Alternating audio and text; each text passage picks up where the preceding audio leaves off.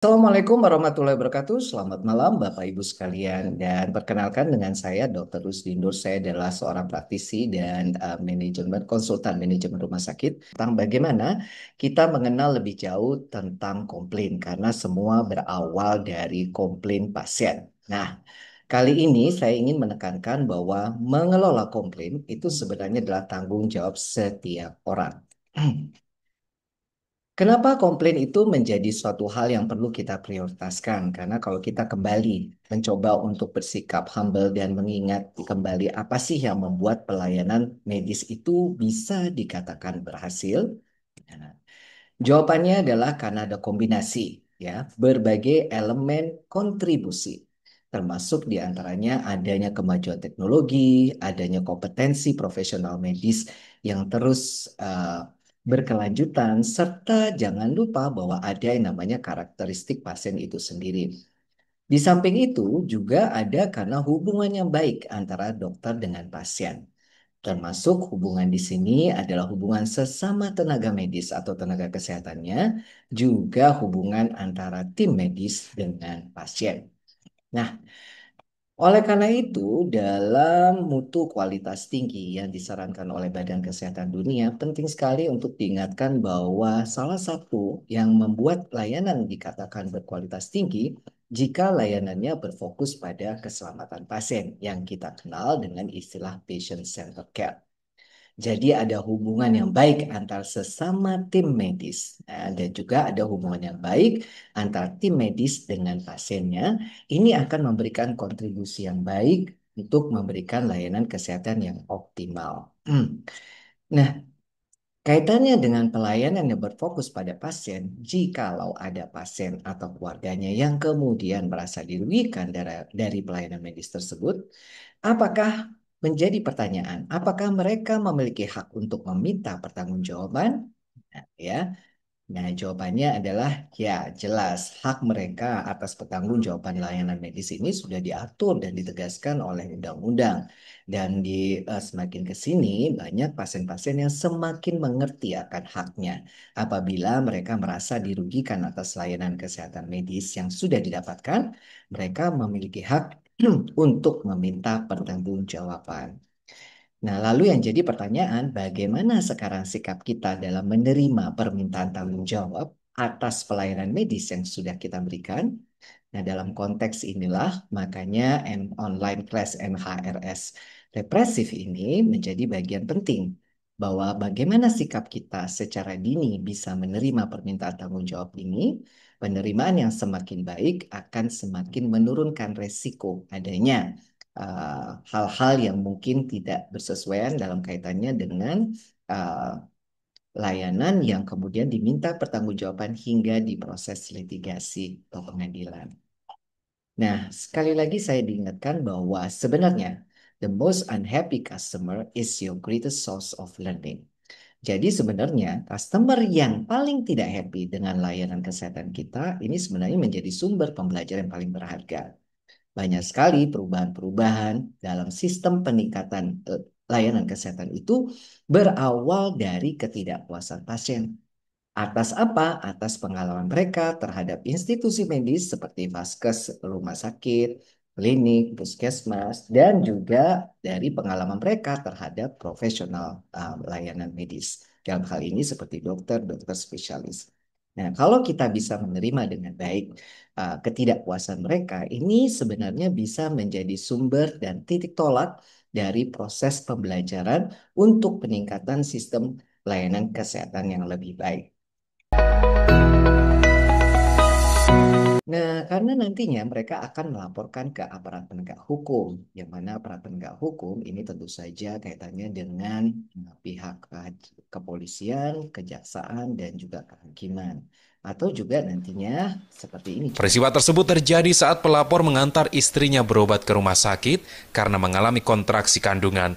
Namun saat mendaftar menggunakan kartu BPJS, pasien ditolak oleh pihak rumah sakit dengan alasan pasien penuh. Dengan perasaan kecewa, pelapor kemudian memilih untuk berobat ke rumah sakit lain. Namun naas, janin dalam kandungan korban tak tertolong dan keguguran. Untuk kondisinya istri saya saat itu sesuai dengan diagnosa dokter harus segera dilayani karena mengalami pendarahan dan akan mengakibatkan keguguran. Seperti itu, rekan-rekan cukup. Terus setelah ditolak seperti apa Pak akhirnya Pak? Seperti ditolak ya saya pulang. Untuk menyelamatkan istri saya bawa ke rumah sakit klinik swasta yang ditangani oleh klinik Bunda. Kecewa Pak ya? Kecewa. Ini bukan serta-merta buat keluarga saya sendiri, ini buat kalangan masyarakat banyak. Korban berharap rumah sakit tidak membeda-bedakan pasien dalam memberikan pelayanan, karena pasien BPJS memiliki hak yang sama dan juga melakukan pembayaran dengan sistem iuran bulanan. Enot Sugiarto, Kompas TV, Banyuwangi, Jawa Timur. Ya, dari situ kita bisa belajar bahwa sebenarnya ada fakta lebih dahulu mengenai komplain itu sendiri. Apa itu komplain? Komplain itu sebenarnya berisi informasi yang unik. Mengenai apa? Mengenai kebutuhan pasien dan kualitas layanan yang sudah mereka terima. Sebenarnya fakta menyampaikan bahwa hanya sedikit sekali pelanggan yang tidak puas itu berani menyampaikan keluhannya ke pihak rumah sakit. Namun, mereka akan menceritakannya kepada keluarga dan teman-temannya. Nah, dengan kans bahwa mereka semakin tahu akan haknya, bahwa bila saja mereka mengalami kerugian, diduga adanya kerugian akibat layanan yang sudah mereka dapatkan, sisanya sebagian juga bisa menyampaikannya ke aparat penegak hukum. Ya, nah di sini menjadi fakta yang harus kita kenali bahwa menerima komplain ini merupakan bagian yang tanggung jawab semua orang sebelum akhirnya mereka mungkin menyampaikannya kepada pihak lain, keluarga, teman, termasuk ke aparat penegak hukum. Nah, apa itu komplain?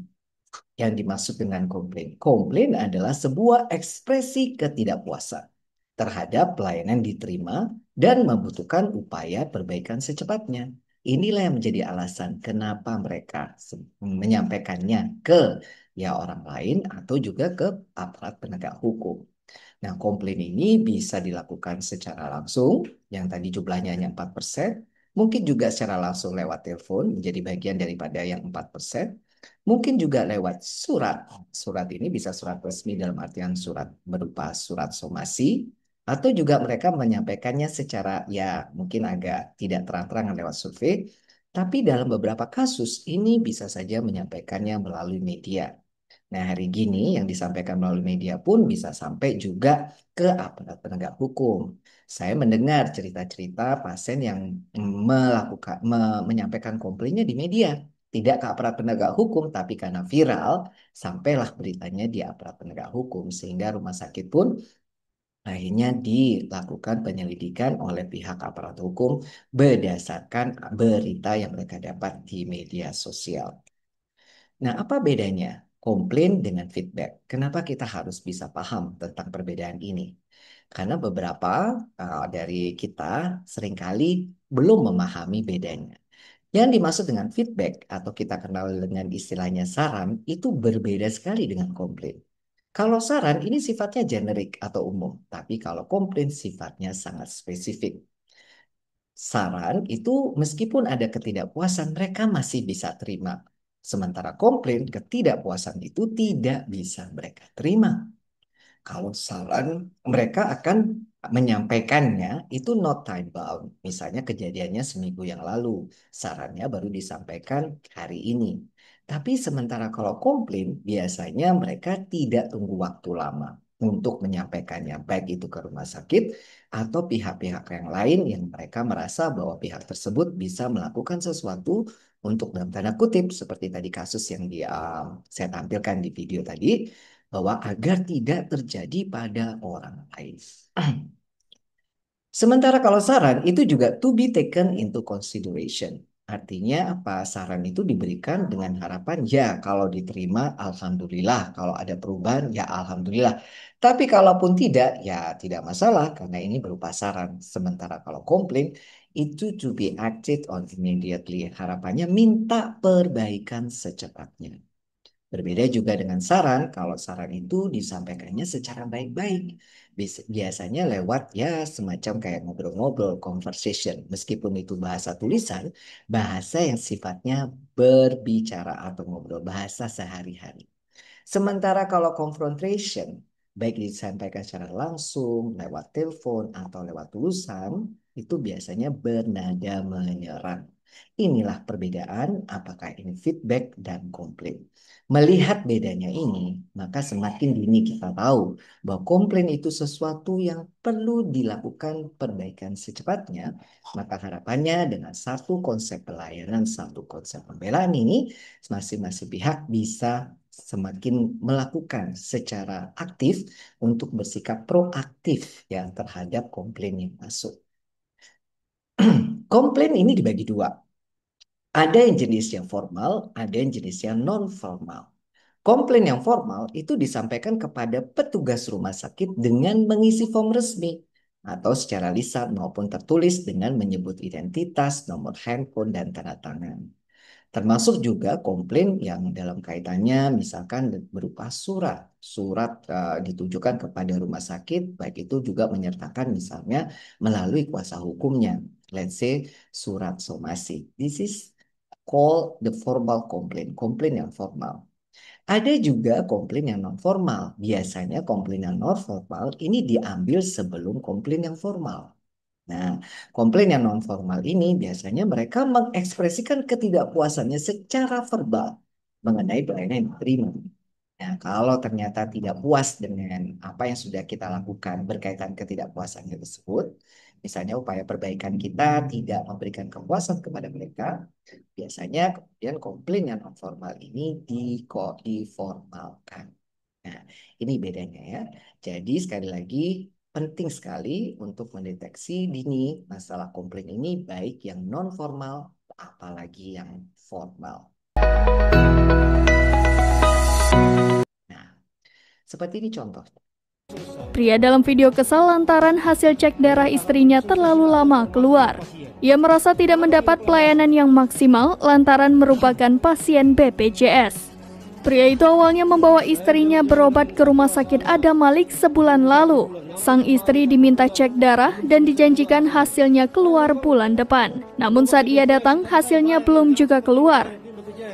Karena tidak mendapat jawaban memuaskan, kekesalan pria itu kian memuncak. Dia juga memprovokasi pasien lain yang hendak cuci darah di sana. Humas Rumah Sakit Adam Malik, Rosario Doroti Simanjuntak mengatakan, peristiwa dalam video itu terjadi pada Senin 27 Maret 2023. Orang yang dimarahi pria tersebut merupakan petugas rumah sakit di bagian administrasi. Menurut Rosario, persoalan tersebut dipicu karena masalah komunikasi. Namun diakuinya saat kejadian hasil pemeriksaan darah pasien tersebut memang belum keluar. Saya hari ini nggak bekerja. Ini memang BPJS, tapi saya bayar. Saya dari perusahaan saya. Masa pelayanan clean seperti ini? BPJS saya bayar. Setiap bulan gaji saya dipotong. Jadi jangan seperti ini pelayanan klien. Ya, ini adalah contoh yang dimaksud dengan komplain. Apakah spesifik? Ya, yang dikomplain adalah bahwa hasil labnya tidak jadi, belum selesai sesuai dengan waktu yang dijanjikan. Apakah bisa diterima? Tidak. Karena dia tidak mau pulang sebelum dapat kejelasan, karena dia sudah istilahnya libur kerja. Apakah ini urgent? Ya, dia sampaikan secepat itu juga. Jadi, apakah to be acted on immediately? Ya, dia pengen adanya perbaikan secepatnya. Dan caranya adalah dengan cara menyerang, bukan ngobrol-ngobrol biasa. Nah, ini yang dimaksud dengan komplain non formal karena pada saat disampaikan ini disampaikan secara langsung, secara verbal, ya. Jadi istilahnya di sini nanti pihak rumah sakit harapannya bisa menyelesaikan on the spot. Tapi kalau tidak, mungkin kemudian akan diformalkan. Nah, sayangnya karena sikap rumah sakit mungkin belum bisa mengidentifikasi bahwa ini adalah sebuah komplain yang harus diterima dengan baik, jadinya akhirnya kemudian menjadi viral. Dan kasus-kasus seperti ini bisa saja nanti menjadi blunder dan bisa menurunkan reputasi rumah sakit. Nah, komplain manajemen proses ini adalah sebuah langkah-langkah yang harusnya dilakukan dengan baik dalam pengelolaan komplain. Untuk komplain itu sendiri diawali dengan receive, menerima dulu. Kemudian setelah itu dinilai, yaitu di-assess, kemudian diselidiki, diinvestigasi, dan kemudian diselesaikan. Jenis komplain-komplain yang mungkin bisa diselesaikan on the spot atau di tempat untuk komplain-komplain yang ringan, yang kaitannya dengan administratif atau kaitannya dengan masalah komunikasi, biasanya bisa dilakukan 4 hal tersebut di satu waktu. Ya, pada saat diterima, kemudian sekaligus bisa menilai apa sih yang dimau, kemudian apa yang bisa dilakukan, dan kemudian diselesaikan. Nah, ini bisa dilakukan dalam satu waktu. Tapi untuk komplain-komplain yang berat, yang severe, seringkali tidak bisa dilakukan dalam satu waktu. Makanya penting sekali untuk mengenali proses ini. Karena yang paling penting di awal adalah proses receive, menerima. Kalau kita bisa menerima komplain dengan baik, kemungkinan untuk bisa dalam tanda kutip diselesaikan antara rumah sakit dengan pihak pasien tanpa melibatkan pihak luar terlebih dahulu. Ya, dengan masuknya pihak luar, misalnya itu LSM, kemudian kuasa hukum atau aparat penegak hukum misalnya, atau kemudian majelis disiplin profesi, ini mungkin akan semakin lebih sulit dalam pengelolaan komplainnya. Atau juga membutuhkan energi, waktu, biaya, dan sebagainya, yang ini juga bukan suatu hal yang murah. Nah, oleh karena itu, memahami proses manajemen komplain dan paham bahwa menerima komplain ini merupakan bagian yang paling penting, ya, di samping yang lain juga penting, ini menjadi pemahaman buat kita semua. Alright, nah sebagian dengan komplain ini sebenarnya level keparahannya tergantung ya. Jadi ada yang mulai minor, minimum, moderate, major, dan severe. Beberapa komplain ini akan sangat severe atau parah sekali. Nah, komplain-komplain yang severe ini tentu saja karena nggak bisa diselesaikan di waktu yang tepat di satu waktu ya, on the spot. Nah, seperti ini contohnya. Tragis, seorang pasien di Karawang, Jawa Barat meninggal dunia setelah menjalani operasi di jari tangannya. Pihak keluarga curiga adanya dugaan malpraktik yang dilakukan oleh pihak rumah sakit. Beginilah kondisi Kintan Juniasri, warga desa Kedawung, Kecamatan Lembah Abang, Karawang, saat berada di ruang UGD salah satu rumah sakit. Korban dirawat setelah mengalami kecelakaan kerja di sebuah pabrik sepatu di Karawang. Pihak keluarga menyebut korban mengalami luka robek di bagian 2 jarinya akibat terjepit mesin pres. Saat dalam perawatan, korban pun masih dalam kondisi sadar dan bisa berkomunikasi dengan baik. Namun, tanpa penjelasan rinci kepada keluarga, pihak rumah sakit meminta suami korban menandatangani persetujuan untuk melakukan operasi besar. Operasi pun dilakukan sekitar pukul 3 sore hingga pukul 5 sore. Namun hanya 1 jam berselang, sekitar pukul 6 sore, pihak keluarga mendapatkan kabar bahwa Kintan dalam kondisi kritis dan harus dipindahkan ke ruang ICU. Tak sampai sehari pasca operasi, Kintan akhirnya meninggal dunia. Pihak keluarga telah menunjuk tim kuasa hukum untuk tindakan selanjutnya dan berharap ada keadilan dan investigasi menyeluruh terhadap prosedur yang dijalankan rumah sakit.